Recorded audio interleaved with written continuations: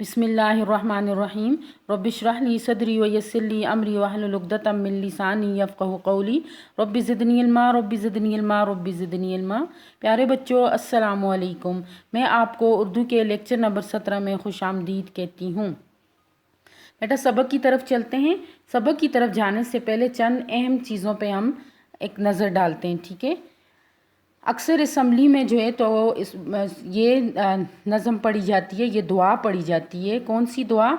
लब पे आती है दुआ बन के तमन्ना मेरी, ज़िंदगी शम्मा की सूरत हो खुदाया मेरी।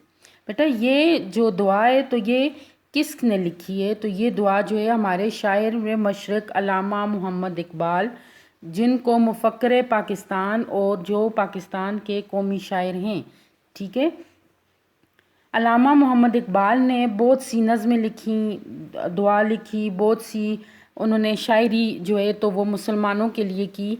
मुसलमानों के लिए इसलिए की क्योंकि मुसलमान अपने मकसद हयात से भटक चुके थे, अपने असल रास्ते से भटक चुके थे, यानी कुरानी तालीमात को वो भुला चुके थे। तो उन्होंने कुरान पाक की जो तशरीह थी वो उन्होंने अपनी शायरी के ज़रिए की कि मुसलमान जो हैं किसी तरह जो है अपने मकसद हयात को पहचानें, ठीक है। उनकी शायरी मशअल राय किसके लिए मशअल राय? मुसलमानों के लिए, ठीक है।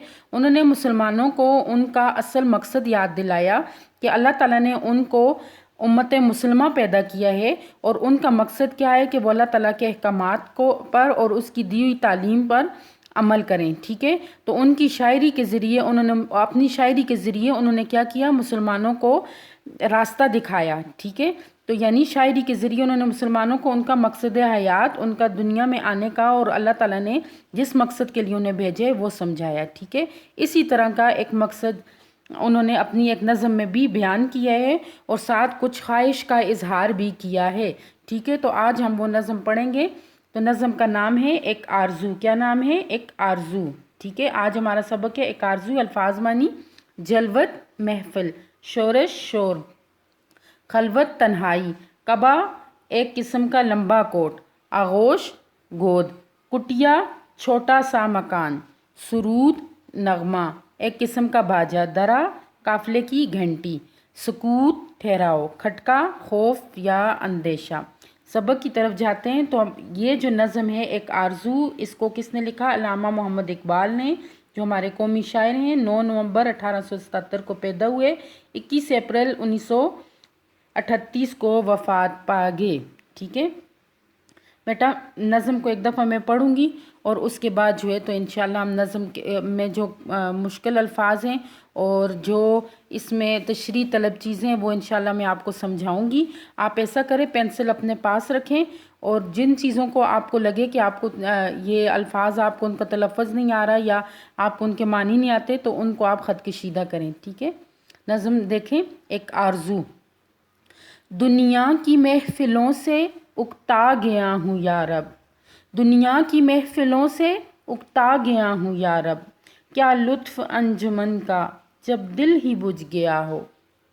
मरता हूँ खामोशी पर ये आरज़ू है मेरी, मरता हूँ खामोशी पर ये आरज़ू है मेरी, दामन में कोह के एक छोटा सा झोंपड़ा पड़ा हो, गुल की कली चटक कर पैगाम दे किसी का, गुल की कली चटक कर पैगाम दे किसी का, सागर ज़रा सा गोया मुझको जहाँ नुमा हो हाथ का सरहाना सब्ज़ा का हो बिछोना, शर्माए जिससे जलवत खलवत में वो अदा हो, मानूस इस कदर हो सूरत से मेरी बुलबुल, मानूस इस कदर हो सूरत से मेरी बुलबुल, नन्हे से दिल में इसके खटका न कुछ मेरा हो दिल फरेब ऐसा कोहसार का नज़ारा, पानी भी मौज बनकर उठ उठ के देखता हो,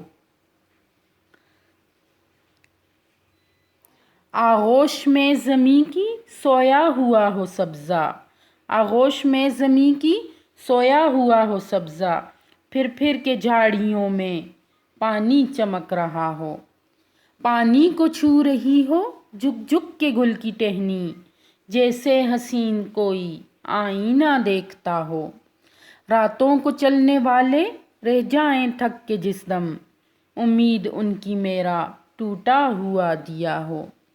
बिजली चमक के उनको कुटिया मेरी दिखा दे, जब आसमां पे हर सू बादल घिरा हुआ हो।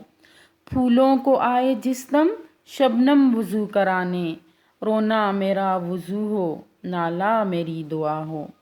इस खामोशी में जाएं इतने बुलंद नाले, इस खामोशी में जाएं इतने बुलंद नाले, तारों के काफिले को मेरी सदा दरा हो। हर दर्दमंद दिल को रोना मेरा रुला दे, बेहोश जो पड़े हैं शायद उन्हें जगा दे।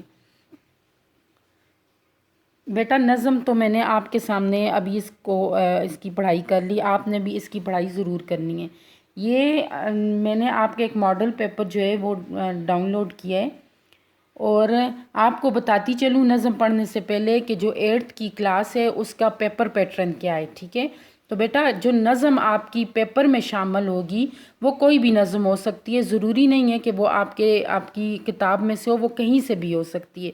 सिर्फ ये आपको उसके अल्फाज के मानी आपको आने चाहिए। ठीक है, और उसमें जो शायर ने ख़ास बातें जो हैं वो ज़िक्र की है वो आपको पता होना चाहिए, मरकज़ी ख़्याल का पता होना चाहिए, उसमें जो ग्रामर की रूह से कुछ अल्फाज इस्तेमाल हुए उनके बारे में पता होना चाहिए।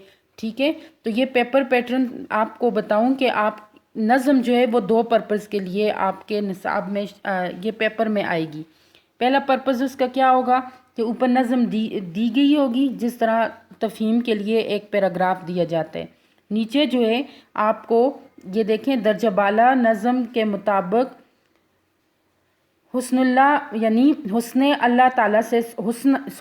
दर्जा बाला नज़म के मुताबिक हुस्न अल्लाह ताला से सवाल करता है।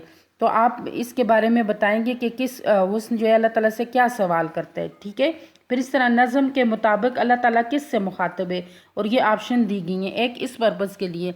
इसलिए आपको जो मैं नज़म पढ़ाऊँगी तो आपने ये बात अपने ज़हन में रखनी है कि ये MCQs की सूरत में आपके पेपर में आएगी। ठीक है, तो आपने अच्छी तरह से जो है तो इसको नज़म को गौर से सुनना है और इसको अच्छी तरह समझना भी है। ठीक है, फिर आप दूसरा देखें, दूसरा जो इसका पर्पज़ है वो क्या है कि ये तफ़हीमी सवालात के लिए आएगी। अब ये जो ऊपर नज़म दी गई है देखें, दर्जा झेल नज़म को गौर से पढ़ें और आखिर में दिए गए सवालात के जवाब तहरीर करें।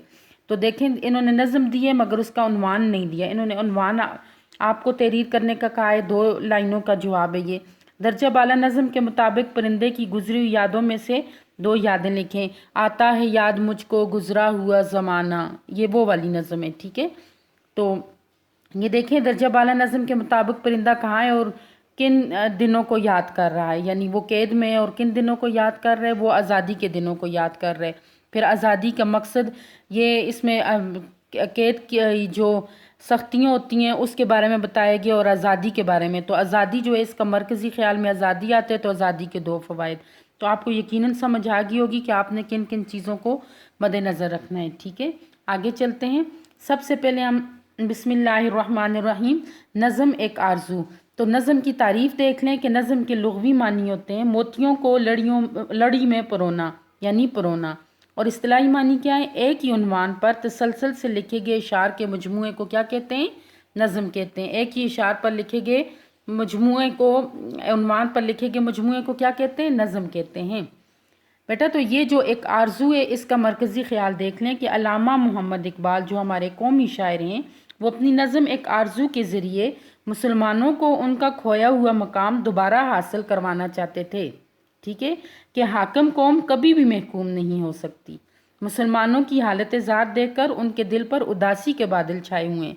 अब अगर आपको सवाल आ जाता है कि शायर के दिल पर क्यों उदासी छाई हुई है, तो आप क्या कहेंगे कि शायर अल्लामा मोहम्मद इकबाल मुसलमानों की हालत ज़ात देखकर उनके दिल पर उदासी छाई हुई है। ठीक है, ऐसे में ये नज़म क्या है, जागती आंखों से देखा जाने वाला ख्वाब, यानी उन्होंने ख्वाब देखा और उसकी वो ताबीर चाहते हैं। ठीक है, आगे देखें। अब हम नज़म की तशरीह की तरफ आते हैं। ठीक है, और अल्फाज मानी की तरफ। पेंसिल आपने अपने हाथ पे रखनी है। तो सबसे नज़म का जो सबसे पहला शेर है वो है, दुनिया की महफिलों से उकता गया हूँ यारब, کیا لطف انجمن کا جب دل ہی بجھ گیا ہو۔ تو دنیا، یہ جو ہمارے ارد گرد جو ہیں، تو ہم لوگ دنیا میں رہ رہے ہیں، ٹھیک ہے، تو اور اسی طرح محفل کس کو، محفلوں کیا ہے، محفل کی جمع ہے، اور محفل بزم، بزم کو بھی کہتے ہیں اور مجلس کو بھی کہتے ہیں، ٹھیک ہے۔ سے اکتا گیا، اکتا جانا کیا ہے، محاورہ ہے، اکتا جانا کیا ہے، محاورہ ہے، ٹھیک ہے، یعنی اکتا جانا، تنگ آنا، اکتا جانا، تنگ آنا، اکتا جانا، تنگ آنا۔ ہوں یا رب، اللہ تعالیٰ سے دعا کر رہے ہیں، کیا دعا کر رہے ہیں، یعنی اللہ تعالیٰ سے فریاد کر رہے ہیں، کیا فریاد کر رہے ہیں کہ دنیا کی محفلوں سے اکتا گیا ہوں، یعنی دنیا میں یہ جو بزم وغیرہ ہے، یعنی دنیا کی جو رنگ رنگلیاں ہیں اور دنیا کی جو مجلسیں ہیں، ان سے میں تنگ آ چکا ہوں، پریشان ہو چکا ہوں، ٹھیک ہے۔ کیا لطف انجمن کا، انجمن کسے کہتے ہیں، محفل کو، ٹھیک ہے، مجلس کو، محفل کو، جب دل ہی بجھ گیا ہو۔ تو بیٹا دل بجھ جانا، یعنی دل بجھ جانا کیا ہوتا ہے، محاورہ ہے، یعنی مایوسی چھا جانا، مر جانا، پریشان ہونا، بجھ جانا کیا ہے، محاورہ ہے، یعنی میرا دل جو ہے وہ مرجھا چکا ہے، کیا ہو چکا ہے، مرجھا چکا ہے۔ تو بیٹا اس شعر میں علامہ محمد اقبال کہتے ہیں کہ میں دنیا میں تنگ آ چکا ہوں، اب دنیا کی محفلوں میں کوئی مزہ نہیں، کیونکہ میرا دل اداس ہے، ٹھیک ہے۔ اب پہلے شعر میں کیا کہہ رہے ہیں کہ میرا دل اداس ہے، اب وہ اداسی کی سبب بھی بتا رہے ہیں اور آگے خواہش کا اظہار بھی کر رہے ہیں۔ تو اداسی کا سبب کیا ہے، تو اداسی کا سبب یہ ہے کہ وہ مسلمانوں کی حالت زار دیکھ کر بہت زیادہ افسردہ ہیں، کیونکہ مسلمان ایک حکومت کرنے والی قوم ہے۔ اللہ تعالیٰ نے مسلمانوں کو دنیا میں اپنا دین نافذ کرنے کے لیے، حکومت کرنے کے لیے بھیجا ہے، مگر وہ انگریزوں کے ہاتھوں، ہندوؤں کے ہاتھوں پس رہی ہے، تو اس وجہ سے ان کا دل پریشان ہے۔ آگے دیکھیں، خاموشی پر یہ مرتا ہوں خاموشی پر یہ آرزو ہے میری، مرتا ہوں خاموشی پر یہ آرزو ہے میری، دامن میں کوہ کے ایک چھوٹا سا جھونپڑا ہو۔ اب وہ دنیا کی جو محفلیں ان سے اکتا گئے ہیں، اداسی کا سبب بھی آپ کو میں نے بتا دیا کہ وہ کیوں اداس ہیں۔ تو اب وہ کیا کہہ رہے ہیں، خاموشی اصل میں خاموشی ہے، میم کے اوپر پیش ہے، وزن رکھنے کے لیے اس کو خاموشی لکھا گیا ہے، مگر میم کے اوپر پیش ڈال دی تو اس کو ہم خاموشی ہی پڑھیں گے، ٹھیک ہے۔ خاموشی کس کو کہتے ہیں، سکوت کو، کس کو، سکوت کو، جہاں شور شرابہ نہ ہو۔ آرزو خواہش، آرزو خواہش، دامن میں کوہ کے یعنی پہاڑ کے نیچے وادی میں کیا ہو، ایک چھوٹا سا جھونپڑا ہو، جھونپڑا ہو یعنی ایک چھوٹا سا گھر ہو، ایک چھوٹا سا رہنے کے لیے ایک چھوٹی سی جگہ ہو۔ تو شاعر جو ہیں گنجان آباد شہروں کے شور سے تنگ آ گئے ہیں، ٹھیک ہے۔ وہ کیا چاہتے ہیں، وہ چاہتے ہیں کہ کہیں کسی پہاڑ کے دامن میں میرا گھر ہو، وہاں مکمل خاموشی ہو، بالکل سکوت ہو، اور خاموش جگہ کی وہ کیا کر رہے ہیں، خواہش کر رہے ہیں۔ تو علامہ محمد اقبال اس نظم میں کس چیز کی خواہش کر رہے ہیں بیٹا، کس چیز کی خواہش کر رہے ہیں، خاموشی کی، یعنی کہیں خاموشی والی جگہ پر میرا، دور کہیں پہاڑوں کی وادیوں میں میرا گھر ہو، یعنی میں خاموشی چاہتا ہوں، ٹھیک ہے۔ آگے دیکھیں، گل کی کلی چٹک کر پیغام دے کسی کا، گل کی کلی چٹک کر پیغام دے کسی کا، ساغر ذرا سا گویا مجھ کو جہاں نما ہو۔ اب دیکھیں، گل کی کلی چٹک کر، یعنی گل کس کو کہتے ہیں، پھول کو، کلی چٹک کر یعنی کلی کے شگفتہ ہونے کی کیفیت، کلی جو ہے جب وہ کھل جاتی ہے، ٹھیک ہے، اس کے شگفتہ ہونے کی کیفیت، یعنی کلی جو ہے وہ کھلتی ہے، اس طرح کھل کے خوبصورت نظر آنے لگتی ہے، ٹھیک ہے۔ پیغام دے یعنی میسج دے، کسی کا مطلب مجھے حالات کے بارے میں بتائے، جتنے بھی ہیں ہر چیز کے بارے میں وہ کلی جو ہے وہ کھلے اور مجھے اس میں سب کچھ نظر آئے، مجھے سارے جو بھی حالات ہیں ارد گرد کے وہ مجھے اس میں نظر آئیں۔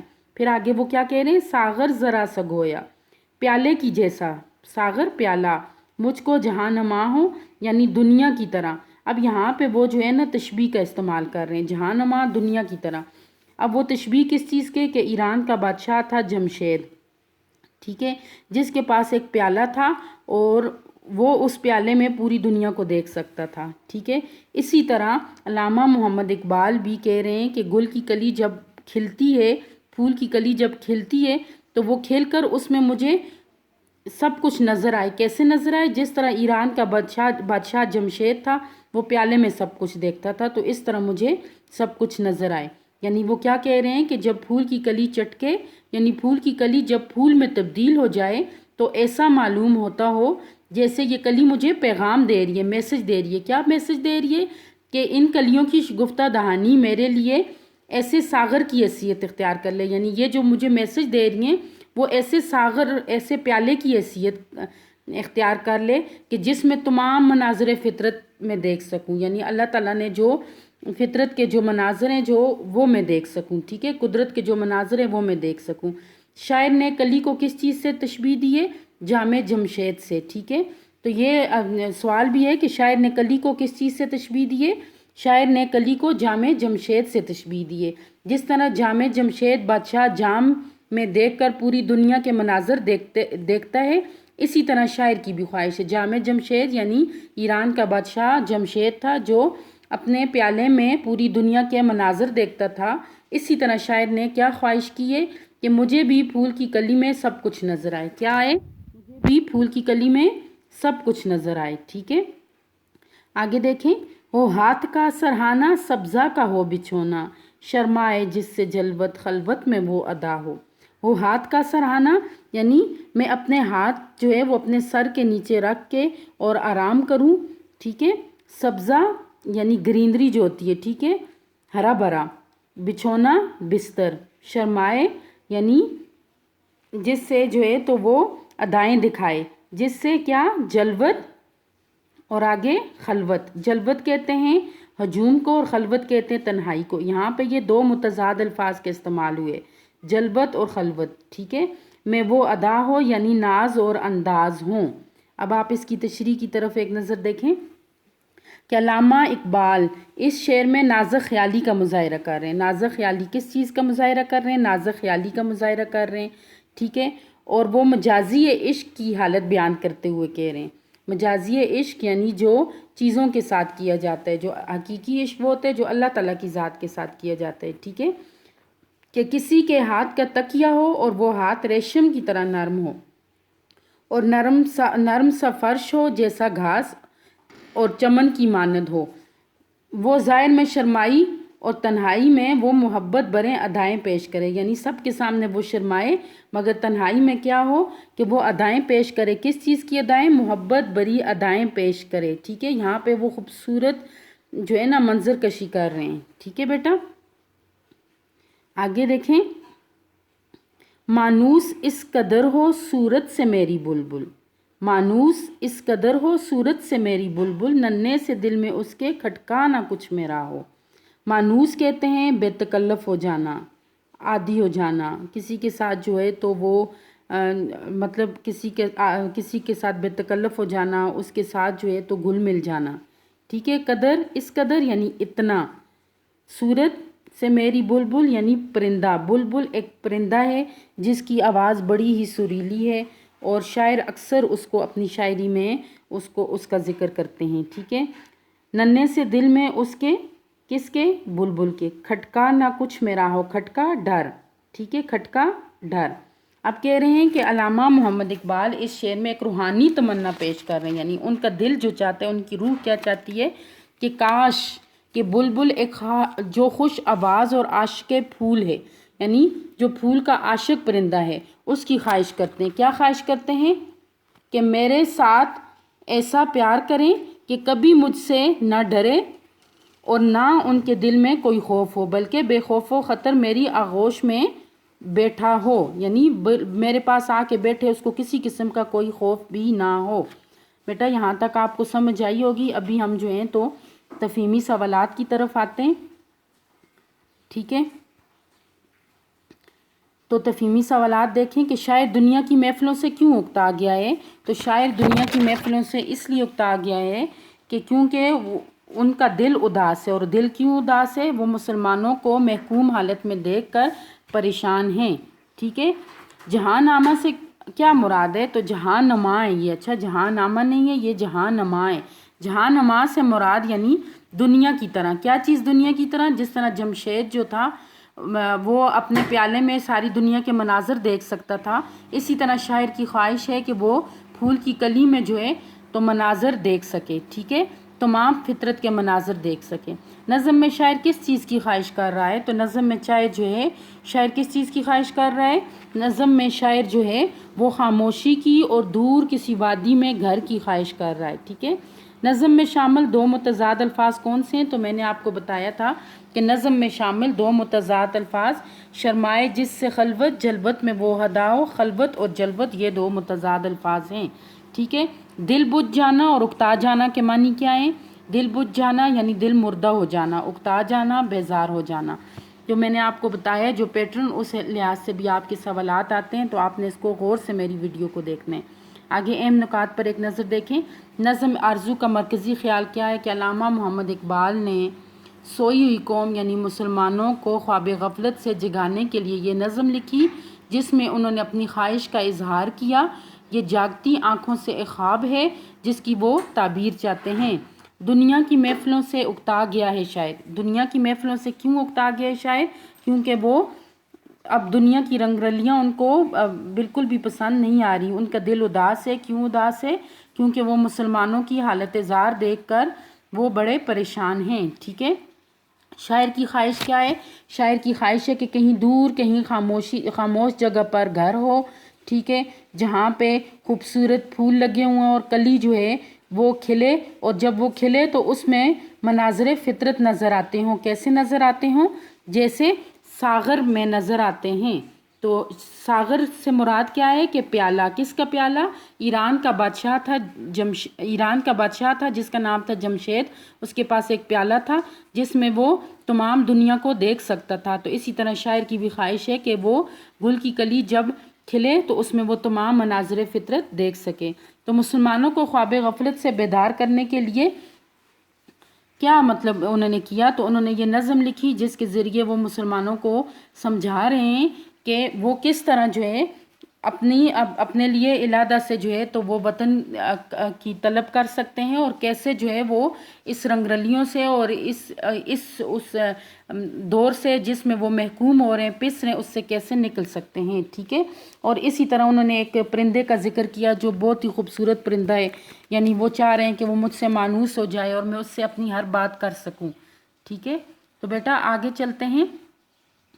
تو آپ کو میں بتاتی چلوں کہ ہمارا جو آپ کو جولائی کا جو ہوم ورک ہے، ٹھیک ہے، مطلب آن لائن کلاسز میں جو آپ کو ہوم ورک دیا جاتا ہے وہ اسی طرح آپ لکھیں گے اور مقررہ وقت میں اس کی تصویر لے کر، صاف اور مکمل تصویر لے کر ہمیں بھیجیں گے۔ لکھائی کا خیال رکھیں گے، مارجن لائنز کا خیال رکھیں گے، ڈیٹ کا رکھیں گے۔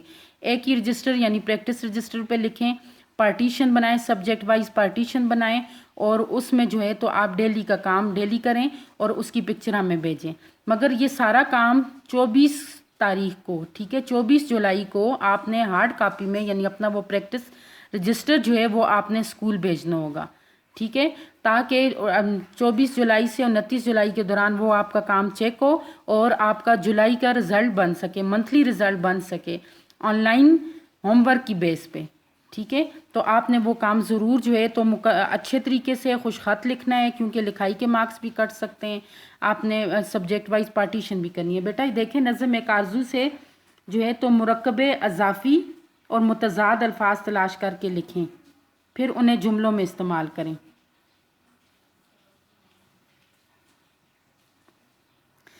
ٹھیک ہے، نظم ایک آرزو میں سے آپ نے مرکب اضافی اور متضاد الفاظ تلاش کر کے لکھنے جو میں نے آپ کو بتائے ہیں، پھر انہیں جملوں میں استعمال کرنے۔